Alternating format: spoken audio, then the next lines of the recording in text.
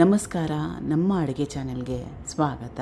ಇವತ್ತಿನ ವಿಶೇಷ ಸ್ವಲ್ಪ ವಿಭಿನ್ನ ರೀತಿಯಲ್ಲಿ ಟೊಮೆಟೊ ತಿಳಿಸಾರಿನ ರೆಸಿಪಿ. ಮಳೆಗಾಲಕ್ಕೆ ಅಥವಾ ಜಾಸ್ತಿ ಟೈಮ್ ಇಲ್ಲದೆ ಇದ್ದಾಗ, ದಿನ ಒಂದೇ ಥರ ಸಾರು ತಿಂದು ಬೋರ್ ಆಗಿದ್ದಾಗ ಇದನ್ನು ಟ್ರೈ ಮಾಡಿ ನೋಡಿ. ಮೊದಲನೇ ಸ್ಟೆಪ್ಪಲ್ಲೇ ಮಿಕ್ಸಿ ಜಾರ್ ತೊಗೊಂಡಿದ್ದೀನಿ. ಚೆನ್ನಾಗಿ ಹಣ್ಣಾಗಿರೋ ಟೊಮೆಟೊ, ಸುಮಾರು ಒಂದು 3 ಮೀಡಿಯಮ್ ಸೈಜ್ ಟೊಮೆಟೊನ ಉಪಯೋಗ ಮಾಡ್ತಾಯಿದ್ದೀನಿ. ಸ್ವಲ್ಪ ಹುಣಸೆ ಹಣ್ಣು, ಟೊಮೆಟೊ ಕ್ವಾಂಟಿಟಿ ಜಾಸ್ತಿ ಹಾಕ್ಕೊಳ್ತಾ ಇದ್ದೀನಿ, ಅದಕ್ಕೋಸ್ಕರ ಹುಳಿ ಅಂಶ, ಹುಣಸೆ ಹಣ್ಣಿನ ಹುಳಿ ಅಂಶ ಕಡಿಮೆ ಹಾಕ್ಕೊಂಡ್ರೆ ಒಳ್ಳೆಯದು. ಧನಿಯಾ ಪುಡಿ 1 ಟೇಬಲ್ ಸ್ಪೂನಷ್ಟು, ಅಚ್ಕಾರದ ಪುಡಿ 1 ಟೇಬಲ್ ಸ್ಪೂನಷ್ಟು. ಇದೆರಡಕ್ಕೆ ಬದಲಾಗಿ ತಿಳಿಸಾರಿನ ಪುಡಿ ಮನೇಲಿದ್ದರೆ ಅದನ್ನು ಕೂಡ ಹಾಕ್ಕೋಬೋದು. ನೀರನ್ನ ಸೇರಿಸ್ಕೊಂಡು ಚೆನ್ನಾಗಿ ನುಣ್ಣಗೆ ರುಬ್ಕೋಬೇಕು. ಇದು ಜೀರಿಗೆ 1 ಟೇಬಲ್ ಸ್ಪೂನಷ್ಟು, ಕಾಳು ಮೆಣಸಿನ ಕ್ವಾಂಟಿಟಿ ಕಡಿಮೆ, ಬೆಳ್ಳುಳ್ಳಿ ಹೆಸರು ಸುಮಾರು ಒಂದು 10ರಿಂದ 12ಅಷ್ಟು.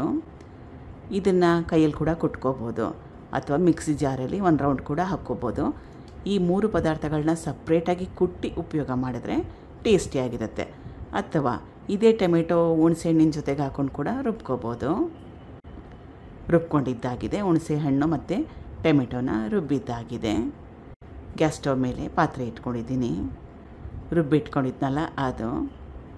ತಿಳಿಸಾರು ತೆಳುವಾಗಿದ್ದರೆ ಚೆನ್ನಾಗಿರುತ್ತೆ, ಅದಕ್ಕೋಸ್ಕರವಾಗಿ ನೀರು. ಇದು ಮೊದಲೇ ಬೇಯಿಸಿಟ್ಕೊಂಡಿರೋ ತೊಗರಿಬೇಳೆ, ಸುಮಾರು ಒಂದು 50 ಗ್ರಾಮ್ಸಷ್ಟು ತೊಗರಿಬೇಳೆನ ಉಪಯೋಗ ಮಾಡಿದ್ದೀನಿ. ಕುಕ್ಕರ್ನಲ್ಲಿ ಬೇಯಿಸ್ಕೊಂಡಿದ್ದೆ. ತೊಗರಿಬೇಳೆಗೆ ಬದಲಾಗಿ ಹೆಸರುಬೇಳೆ ಕೂಡ ಉಪಯೋಗ ಮಾಡ್ಬೋದು.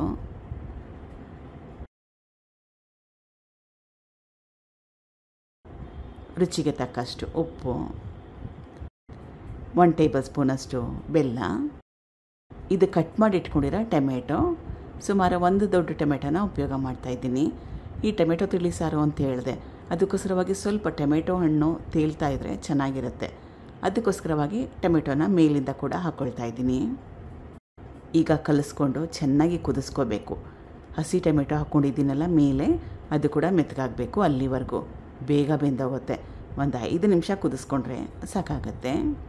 ಈಗ ರುಚಿಕರವಾಗಿರೋಂಥ ಟೊಮೆಟೊ ತಿಳಿಸಾರು ರೆಡಿಯಾಗಿದೆ. ಚೆನ್ನಾಗಿ ಕುದೀತಾ ಇದೆ. ಹಸಿ ಟೊಮೆಟೊ ಹಾಕ್ಕೊಂಡಿದ್ನಲ್ಲ ಅದು ಕೂಡ ಚೆನ್ನಾಗಿ ಬೆಂದಿದೆ. ಕೊತ್ತಂಬರಿ ಸೊಪ್ಪು, ಒಗ್ಗರಣೆಗೆ ಎಣ್ಣೆ, ಸಾಸಿವೆ, ಹಿಂಗು, ಕರಿಬೇವಿನ ಸೊಪ್ಪು, ಒಣಮೆಣಸಿನ್ಕಾಯಿನ ಉಪಯೋಗ ಮಾಡಿದ್ದೆ. ಟ್ರೈ ಮಾಡಿ ನೋಡಿ. ಬಿಸಿ ಅನ್ನ ಜೊತೆಗೆ ನಿಜವಾಗ್ಲೂ ತುಂಬಾ ಚೆನ್ನಾಗಿರುತ್ತೆ. ಮಾಡೋದು ಕೂಡ ತುಂಬಾ ಸುಲಭ. Thank you for watching. ಧನ್ಯವಾದಗಳು.